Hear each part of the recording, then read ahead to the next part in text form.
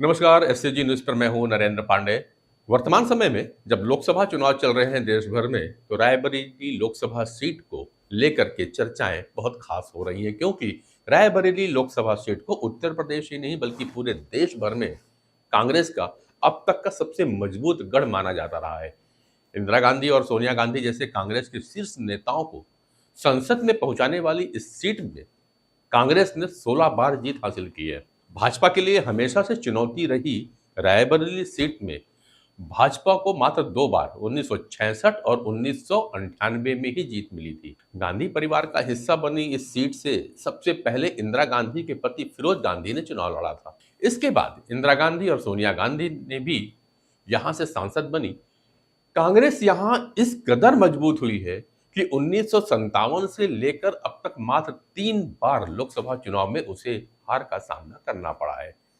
सबसे चर्चित चुनाव जो था वह 1977 का था, जब भारतीय लोकदल के टिकट पर चुनाव लड़े समाजवादी धड़े के नेता राजनारायण ने इंदिरा गांधी को हरा दिया था। सोनिया गांधी पहली बार रायबरेली से 2004 में चुनाव लड़ी और तब से अब तक वे यहाँ की सांसद हैं।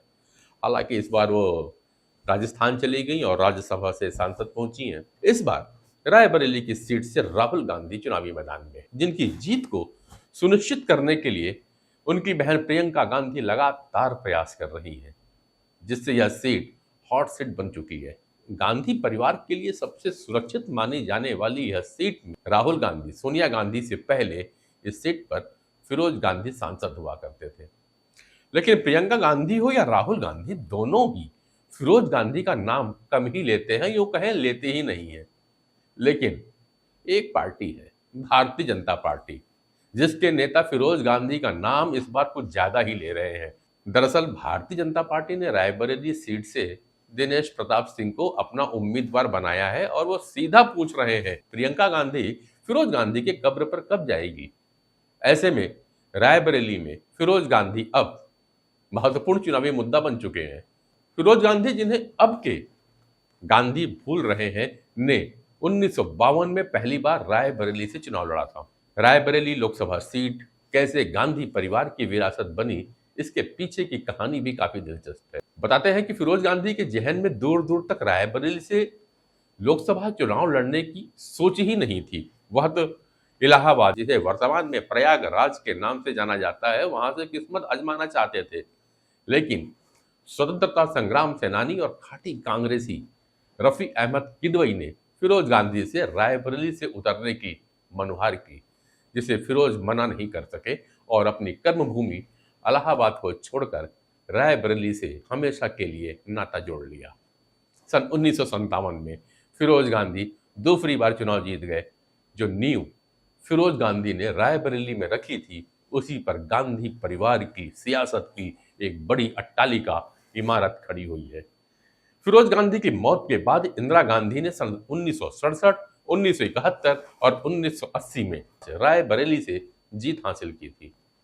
इसके बाद से लगातार रायबरेली की सीट गांधी परिवार या उनके करीबियों के कब्जे में ही रही।